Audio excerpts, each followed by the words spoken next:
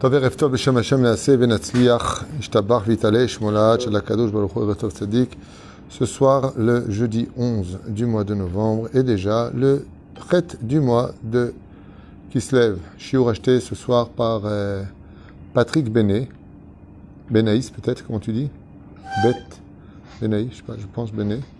Pour la réfoua shlema de Patrick Hamous, Ephraim Ben Mazal, et aussi la réfoua shlema pour sa femme Rachel Martin.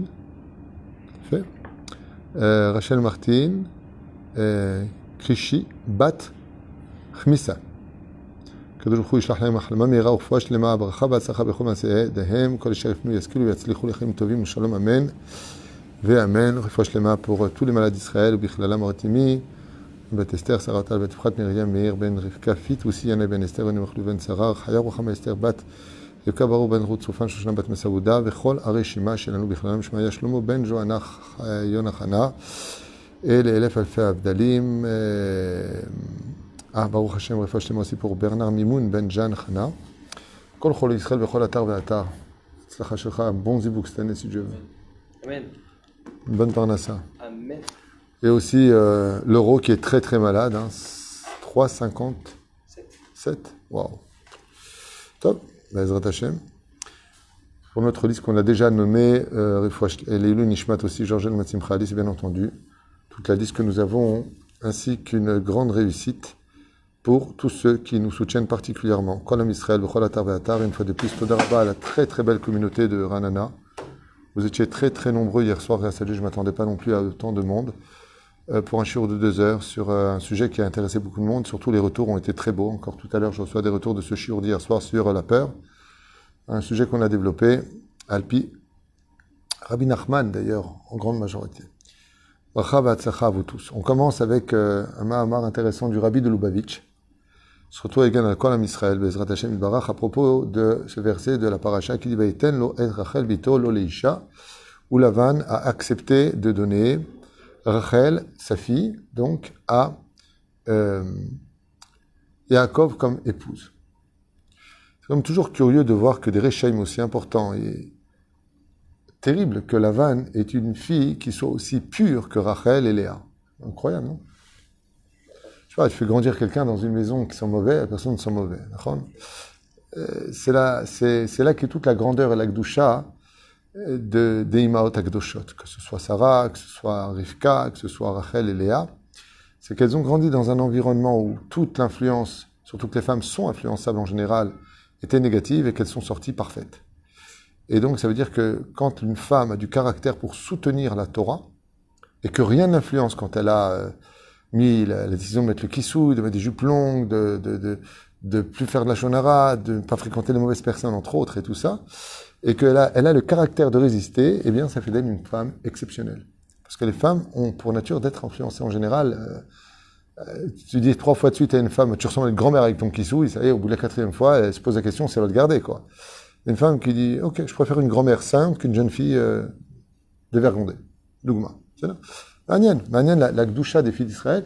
J'ai eu une explication pour cette question-là qui était très profonde et qui disait que des fois, Kadosh Baruch Hu, pour cacher les plans divins au Satan, qu'il a créé lui-même, bien sûr, le Satan c'est un ange de Dieu, mais pour lui cacher les plans dans le jeu de la création du monde, eh bien, jamais le Satan il se serait dit que de Lavan et de sa mère viendraient Rachel et Léa. Il est évident que quand tu prends de l'engrais qui vient des excréments, de là-bas va pas pousser grand-chose. Et d'un coup, il y a du blé qui sort de la terre. Souvent, il cache, à travers les événements les plus éloignés de la Gdusha, ce qu'il y a de plus kadosh. Et le Ben Ishraï dit que quand tu as une personne qui est extrêmement loin de la Torah, mais à un point où c'est incompréhensible, il est à la lettre Taf, au bout de l'alphabet. Eh bien, qu'est-ce qui vient après la lettre Taf? Aleph. On recommence l'alphabet Aleph. C'est-à-dire qu'en réalité, les deux extrêmes sont juste l'un à côté de l'autre. Là où il y a de la Touma, la Kedusha est juste à côté. Par exemple, pour finir avec cette parenthèse, une femme qui annonce qu'elle est Nida, annonce qu'elle fabrique une nouvelle ovule qui pourra donner un enfant. Mais si elle n'est plus Nida du tout, eh ben, elle ne peut plus avoir d'enfant. Donc là où il y a de l'impureté, naît la pureté. Tov, Kayadoua, dit le Rabbi de Lubavitch, à propos de cette phrase, donc Yaakov va enfin recevoir sa femme légitime Rachel pour épouse, Kayadoua, j'aime bien quand il dit Kayadoua, tout le monde le sait, ça veut dire. Kemu avot et kol hamizvot, Torah, od kodem, shenitna, ber Sinai. Le Rabbi Lubavitch, il dit qu'on sait tous particulièrement, comme c'est marqué dans Masechet Kiddushin, Bedaf Pe Bet, Amoud Aleph, ou dans Masechet Yoma Kafhet, Amoud Bet, que les Avot Akdoshim ont pratiqué les 613 mitzvot de la Torah, qui mettaient toujours les Tefilin, qui faisaient Shabbat, qui faisaient Yom Tov, qui faisaient Pessah, Shavuot, Sukkot. C'est marqué d'ailleurs en remèze dans la Torah. Yaakov, Af Eid al Atzmo. Et donc on voit Yaakov alav Shalom, qui est témoin lui-même, Im Lavan Garti, comme le dit Rashi, j'ai vécu avec Lavan, et malgré tout j'ai pratiqué Garti Otot Tariag Mitzvot, j'ai pratiqué les 613 mitzvot de la Torah. Je peux me canne que nous avons un remèze clair et précis, que Yaakov dit Garti, allusion, Garti c'est les lettres du mot j'ai habité, mais c'est aussi les lettres à l'envers du mot Tariag, qui veut dire les 613 mitzvot. Mais Yaakov n'a s'acheté achiot. Et donc il pose la question, le Rabbi dit, mais dans ce cas-là, s'il a vécu toutes les mitzvot de la Torah, comment il a pu se marier avec 2 sœurs? Vous savez que c'est un interdit formel de la Torah pour un homme de se marier avec 2 sœurs. Il aurait le droit de se marier avec 2 sœurs si l'une d'entre elles était décédée, mais ensemble, assour. Davar zeh ou issour meforaj batorah veisha el achota lo tikach. Tu ne prendras pas une sœur sur une autre sœur. Tu ne peux pas te marier avec 2 sœurs dans la Torah. Vez issour chamour. Chez la zo shoalim rabim venitnu alea tshuvot shonot. Beaucoup d'encre a coulé pour cette question-là et beaucoup de réponses ont été données. Oulam, cependant, Rashi, Akadosh, chez la kol et aretz kol kushia, koshi, chez mitorer, bepshto, chez le mikra, et le mastir klal, chez l'azo. Et là, il y a de quoi s'étonner. Ou Rashi, qui en général relève tout de suite ce genre de challenge pour y répondre, eh bien, ne relève même pas la question. Comment se fait-il que vous avez une réponse à donner à ça? Il y a une réponse qui est simple, je ne sais pas si l'Arabie va le dire, parce que je découvre avec vous ce qu'il va dire maintenant. À émettre, je ne l'ai pas étudié. Mais il y a une réponse qui est simple. Minadin, ce qu'il fait de l'époque de la Torah, c'est complètement permis d'épouser 2 sœurs à cette époque, même selon la Torah. Il faisait 613 minutes de la Torah. Même si ce n'était pas officiel, comme le jour du don de la Torah. D'accord. Et là, il épouse 2 sœurs. La question qui est posée, c'est comment tu peux épouser 2 sœurs alors que tu pratiquais les 613 minutes de la Torah? La réponse est très simple. Mideoraita, c'est moutard dans ce cas-là. Parce qu'il les a convertis. Et quand quelqu'un se convertit, il n'a plus aucun lien de parenté avec ses parents. Pour vous donner un exemple concret, écoutez bien ce que je dis pour pas qu'il y ait une ambiguïté, qu'on n'ait pas à dire en mon nom que j'ai dit des choses qui ne sont pas ce que j'ai dit. Si c'est pas les rabbanim qui avaient interdit cela, dans la Torah, ça aurait été permis qu'un homme qui se convertit au judaïsme et sa mère qui se convertit au judaïsme auraient pu se marier après. Il n'y a aucun problème. Selon la Torah, il n'y aurait pas eu de problème. Pourquoi ? Parce qu'une fois qu'il est converti, c'est une renaissance de son âme, c'est une renaissance même biologique d'une certaine façon pour lui. Donc dans la Torah, si j'avais selon ce principe-là, il aurait été permis, bichlal, que même un frère épouse sa propre sœur, un fils sa propre mère, alors que c'est de l'inceste. Midoraita, lama, parce qu'une fois qu'ils sont convertis, zéro. Tu n'es plus mon frère, tu n'es plus ma sœur. Qu'est-ce qu'on marque dans la Touba? Fils d'Abraham Avinu. Ton père, c'est plus ton père, ainsi de suite. Mais les rabbanim, étant donné qu'ils ont peur de l'inceste et que les gens utilisent les couloirs de la Torah pour mettre en pratique leurs immoralités, même si des oraïtas s'étaient permis, eux l'ont interdit. Donc est-ce qu'un converti aujourd'hui peut épouser sa mère? Chas veshalom b'shum panim v'ofet. Même si les deux sont convertis. Mais à l'époque d'Yaakov Avinu, il n'y avait pas de chachamim. Donc oui, c'était permis, même dans ce cas-là, minapshat. S'il a converti Rachel et Léa convertis, elles ne sont plus sœurs, donc il peut tout à fait se marier avec. C'est bien, Ken. Donc, lorsqu'il il pensait qu'il avait épousé Rachel, mais en fait, il a eu Léa. Et 7 jours après, il a épousé Rachel. Donc, en 7 jours, il a converti Rachel et après, il a pu se marier avec elle. On peut penser qu'il les a convertis avant. La Torah ne spécifie pas quand est-ce qu'il les a convertis. Il est converti, c'est sûr. En tout cas, Rachid, lui, ne relève pas une question tellement évidente qui fait partie de son trip, quoi. Rachid a l'habitude de relever ces points-là. Donc,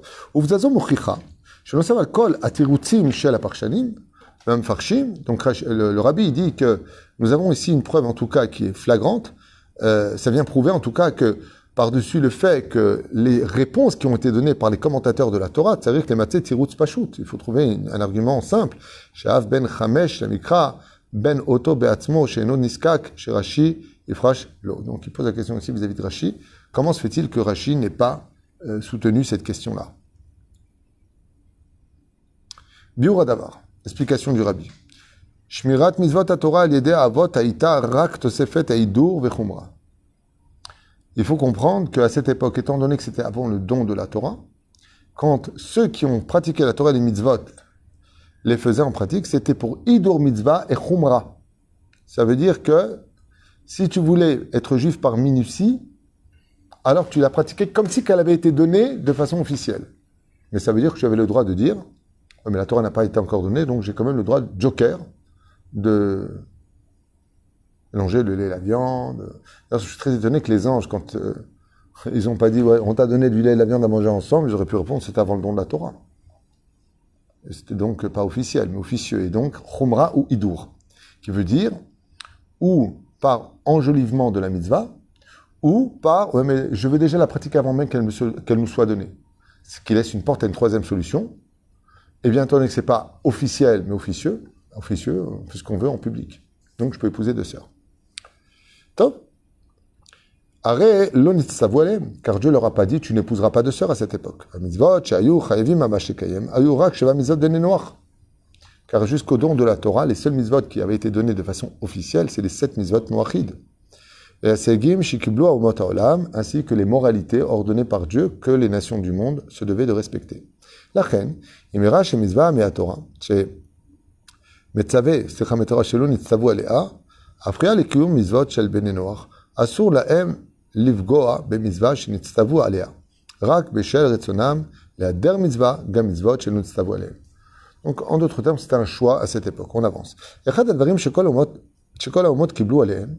Et par contre, il y avait une chose que, de par tradition, les nations du monde avaient pris sur eux, dit le Rabbi, où les Aher, Mileramot et Azulat.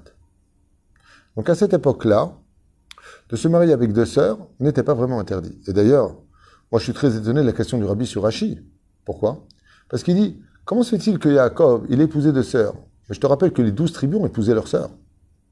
Shimon, il a épousé Dina, sa propre sœur. Où est le chidouche? Tu vois ce que je veux te dire? Et qu'est-ce qu'on répond pour Dina et Shimon, qui vont d'ailleurs avoir un enfant, parce que Shimon va mettre enceinte sa propre sœur dans la Torah, elle va donner un enfant du nom de Shaoul. Elle a été violée par Shem ben Hamor, elle va donner Dina, il va la mettre enceinte, et elle va donner un enfant du nom de Shaoul. Donc pourquoi tu me poses la question Bichlal, entre 2 sœurs, alors que lui il épouse sa sœur? Reuven qui l'a épousé? Sa propre sœur jumelle. Pourquoi? C'était avant le don de la Torah, Zman Kol Hashel Hotel. Pourquoi toutes ces questions-là? Question dans une question. La question chronologiquement, elle aurait dû la poser depuis le début. Donc c'est ce que je viens de dire. Donc la question, elle se pose depuis le début dans tout. Mon cher Rabbeinu, il est né de quoi? D'une union strictement interdite. Puisque Amram était le neveu de sa tante Yocheved. Depuis quand est-ce qu'un neveu il a le droit d'épouser sa tante? C'est un issour d'Eoraïta. Cain et Evel. Hein? Cain et Evel, il n'y a pas le choix. Pas le choix. T'es parti trop là. Navarze, Kibel, Tokef, Shet Mizot, Bene Noach. Ah, Charman Naena, Shanramato. À nous. Donc il y avait des choses quand même qui étaient acceptables et acceptées. Ceci étant, les nations du monde avaient compris que Dieu le donne ou pas, le vol est strictement interdit. De voler une personne était donc strictement interdit. Donc, Echad Alvarim Shekol Umot Kiblu Alehem, ou l'Isaher Veleramot et Azulat. Il y avait une chose que Dieu n'avait pas besoin de dire, c'est qu'un homme n'a pas le droit de rouler l'autre. Il n'a pas le droit de faire du mal à l'autre. C'est quelque chose qui est conventionnel, que n'importe quel esprit normal se doit de comprendre. Donc vous comprenez que quand des gens viennent et qu'ils te volent ta montre, qu'ils te cassent ta maison, qu'ils te font du mal, qu'ils lèvent la main sur toi, qu'ils disent des mauvaises choses sur les uns et les autres, ce ne sont plus des humains selon la Torah. Ce sont des animaux dans des corps d'humains. C'est là. Tu marches dans la rue, donne-moi ton argent, donne-moi ta montre, tout ce genre de conduite, de vandalisme, entre autres. La Torah, pas d'habitude tout, estime que là, on ne parle plus d'humains. On parle d'animaux qui ressemblent à des humains. Pourquoi? Comme le dit le Rabbi de Lubavitch, car dans l'esprit humain, et n'importe quelle personne qui écouterait ça, qui a un peu de ménisme en lui, il est complètement d'accord. Je veux dire, c'est débile. C'est évident. Donc le Rabbi, il dit, il faut savoir une chose. La terre entière, même sans Dieu, accepte tout à fait l'idée qu'on ne doit pas se faire du mal les uns les autres. Pas shoot. C'est ça. Donc, il dit comme ça, et tout le monde acceptait fortement l'idée qu'une personne qui avait fait du mal à l'autre, qui l'avait volé, qui l'avait arnaqué, il méritait une punition. Et donc il dit ici, Yaakov, Shetaan, Klapé Lavan, et on a vu que Yaakov a argumenté face à Lavan et lui a dit Lama rimitani, pourquoi est-ce que tu m'as arnaqué? Effectivement, quoi chapitre 29, verset 25. Pourquoi tu m'as arnaqué? C'est vrai que Lavan était un arnaqueur professionnel. Lavan a remis Rama jusqu'à ce que, effectivement, Lavan va s'excuser face à Yaakov. Mais toujours pour l'arnaquer. Isourze, on a hâte Veremia, ou Shechayav et Yaakov la set et Shte Achayot. Et c'est ce qui a poussé Yaakov à épouser deux sœurs par rapport à l'arnaque de Lavan. En réalité, si vous avez bien compris, est-ce que Yaakov a épousé deux sœurs, ou est-ce que c'est Lavan qui a fait épouser deux sœurs à Yaakov? La réponse est qu'il n'y a pas de question à poser sur Yaakov. Yaakov, il n'a jamais dit « je veux épouser Léa et Rachel ». Quand il a épousé Léa, il était forcé de le faire, il pensait que c'était Rachel. Il a été arnaqué. Donc il a été contraint de l'épouser. Maintenant, lui, il devait se marier avec Rachel sans Zivug Amiti.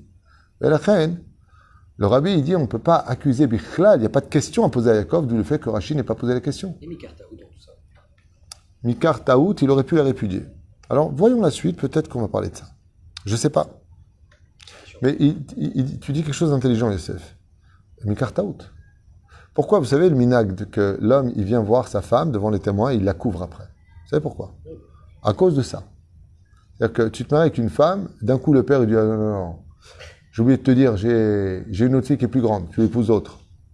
Là, tu as Bernadette qui arrive, avec ses grands pieds de 44 et demi. Tandis que l'autre, c'était une petite bombe atomique, le mec était content, et d'un coup, il se retrouve avec une femme à côté d'un Véné Iléa, quoi. J'ai jamais épousé Léa, moi. Caché. Bon, dire, Yaakov tiach le Rachel, chez Issa et Elisha. Yaakov a promis à Rachel de l'épouser comme épouse, donc comme femme. Vo aflo natan simanim meyuchadim lekach, tout le monde le sait, il lui a donné 3 signes. Veine nuchach Yaakov, ki lavan rimaou, ou nasa et Léa comme Rachel. Donc on a bien vu que Yaakov s'était protégé d'Afka de ne pas épouser deux sœurs, en lui donnant les 3 signes.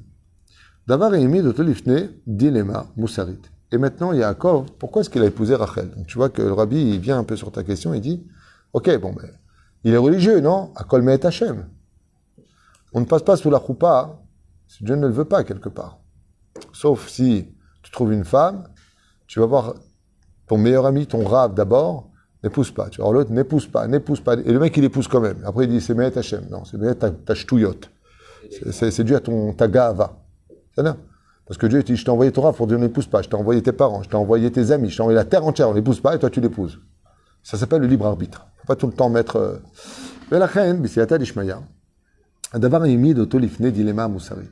Maintenant qu'il a épousé Léa, on pourrait très bien dire à Yaakov, à Kol Me'et Hashem. Bah, tu n'es pas religieux, tu ne crois pas que c'est un Dieu? Même l'euro à 3,55, là, c'est pas Mina Shamaïm? Mina Shamaïm. Ou Af le Natan Simanim Yuchadim Al-Kar. Tov. Im lo haya mimele et avtachato le Rachel, velo haya noseh ota achare shenasa et Léa. Haya over al isur remiya, ve'af mesev la tsa'ar ve'sevel nora. Et donc le rabbi Lubavitch, il dit que Rachel, qui attendait impatiemment d'épouser dans une patience inébranlable le mariage avec Yaakov, son époux d'origine, son époux, le choix de son cœur, Yaakov, il a dit, mince, il m'a fait épouser Lavan, Léa, mais je suis obligé d'épouser Rachel. Comment pourrais-je faire du mal à Rachel? Donc l'idée de faire du mal à quelqu'un d'autre passerait après le Hidur Mitzvot. Avant, pardon, le Hidur Mitzvot. Est-ce que je préfère enjoliver une mitzvah ou la faire une khumra sur le dos de faire du mal à l'autre? Alors, qu'est-ce qu'on a dit tout à l'heure? On a dit que Yaakov Avinu était assujetti aux mitzvot de la Torah de façon facultative jusqu'au jour où elle deviendra officielle, le jour du don de la Torah. Donc pourquoi il pratiquait la Torah et les mitzvot? Le rabbi nous dit Mishum Hidur Mitzvah, Mishum Khumra. D'accord? C'est clair. Ou pour enjoliver la mitzvah, ou pour la mettre en pratique de façon minutieuse. Et là, Yaakov s'est trouvé devant un dilemme, à savoir, qu'est-ce que je fais? Est-ce que je fais Hidur Mitzvah, même si la Torah n'a pas été donnée, que je ne peux pas épouser de sœur, et donc je veux le faire? Ou, dans ce cas-là, Rachel va pleurer. Parce qu'elle n'a rien demandé, elle a déjà été humiliée, sa sœur prend sa place, en plus je ne l'épouse pas, je vais la tuer. Qu'est-ce qu'il a dit? étant donné que j'ai le droit de l'épouser avant le don de la Torah, je vais l'épouser quand même. Pour enseigner quelque chose de phénoménal, écoutez bien. Donc qu'est-ce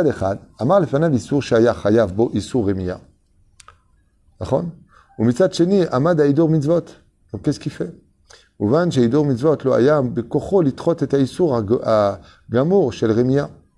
Et donc pourquoi il dit maintenant Rémia?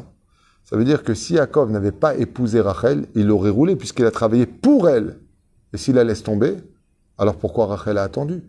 Donc tu as fait attendre Rachel 7 ans pour en fin de compte agir comme Laval et l'arnaquer? Waouh! Qu'est-ce qu'il y a de plus important? De se permettre d'arnaquer l'autre ou d'être mahmir? Les gens, ils vont arnaquer les uns et les autres, mais ils disent, ah, ça c'est assour, ça c'est mahmir. C'est ce qu'il dit. La reine Aya Yaakov Hayav levater al haidour chez l'eau, mais la tête de Rachel a fait plus chez Gvar Nasa et Léa. Et c'est pour ça que Yaakov a préféré travailler ses midot, de ne pas faire hidour mitzvah avant le don de la Torah, pour ne pas faire de mal à Rachel et qu'elle se sente humiliée et arnaquée. הסבר וזה פשוט כל כך, עד שרש"י מניח שבין 5 למקרא. הבינים מעצמו, ולכן לא ראה לפרש. Et c'est pour ça que Rashi dit, quand on a 5 ans, on apprend à lire. C'est-à-dire que pour Rashi, pourquoi il ne relève pas, dit le Rabbi Lubavitch, cette grande question, pourquoi il épousait 2 sœurs? Il dit, pourquoi tu as besoin que je t'explique qu'on ne fait pas une misa sur le dos d'une Avera? Tu veux qu'il fasse une misa de ne pas épouser 2 sœurs, alors que c'est un hidour misva dans son cas, lui, parce que c'est avant le don de la Torah pour que Rachel, elle pleure.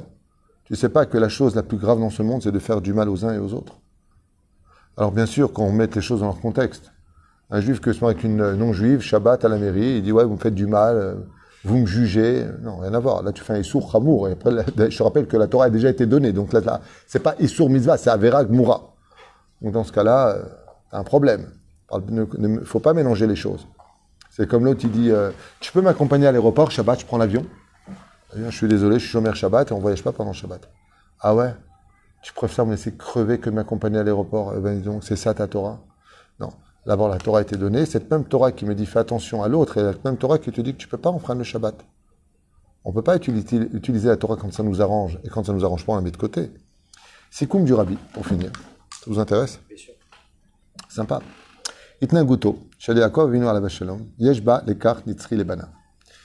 Et le Rabbi Lubavitch, il dit, au haut de la chassidoute, ce grand aigle de la Torah, il dit, il y a ici un enseignement pour l'éternité pour chacun des enfants et la descendance de Yaakov Avinu qui deviendra Israël. Asur chez Iduri mitzvot. Toute mitzvah que tu viens enjoliver chez Adam Yavo al Hishbon Azulat. Tu n'as pas le droit de chercher à enjoliver une mitzvah. C'est-à-dire que si tu dois minimiser l'accomplissement d'une mitzvah pour laisser tout le monde bien et ne pas les déranger, il est préférable que, au nom de Hidur Mitzvah, enjoliver une mitzvah, ça se fasse sur les larmes des autres.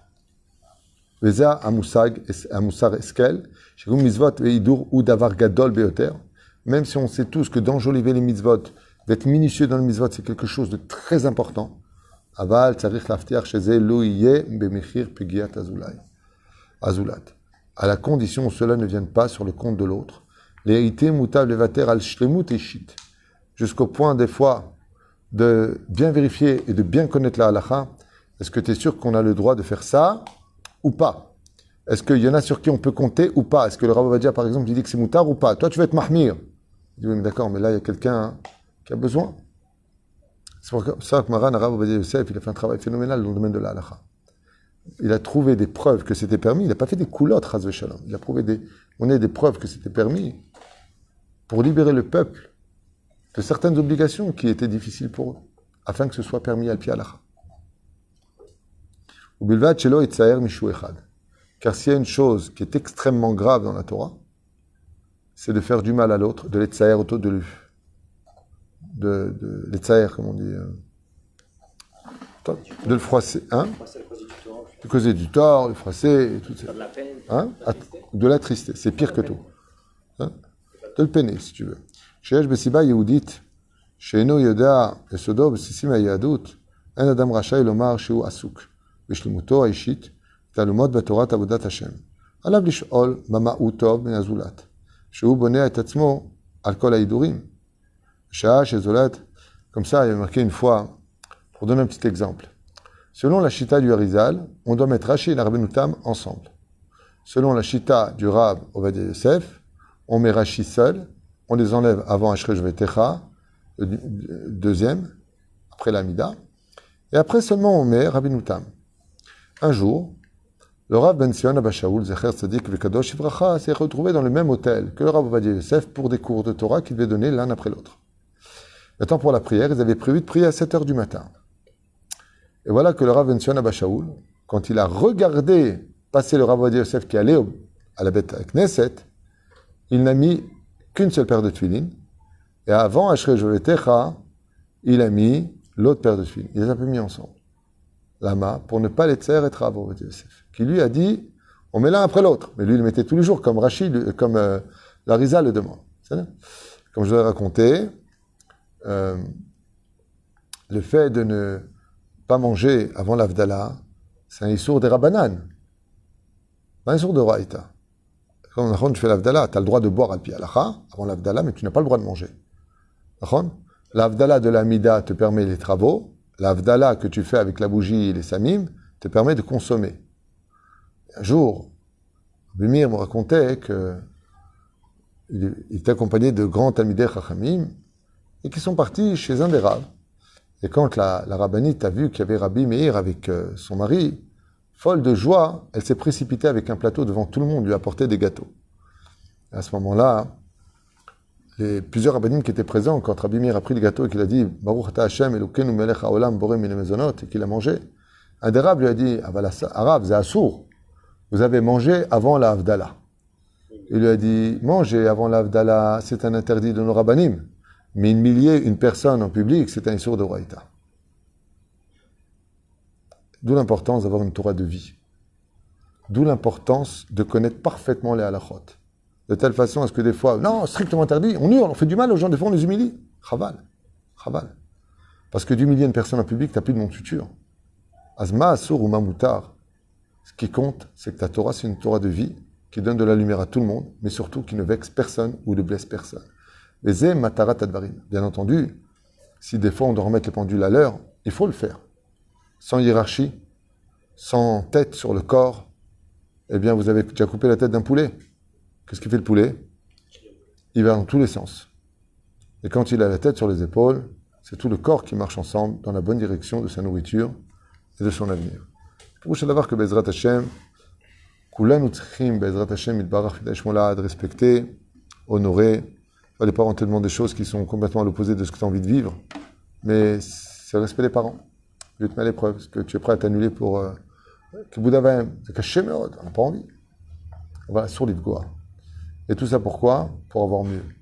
Le jour ce qu'il veut, c'est que notre bonheur. Est-ce qu'il y a les chouot, des nechamot, Toda Rabba d'acheter les shiurim, Toda Rabba pour votre soutien, Toda Rabba pour tout. Beshem Hashem, Naaseh, Benatzliach.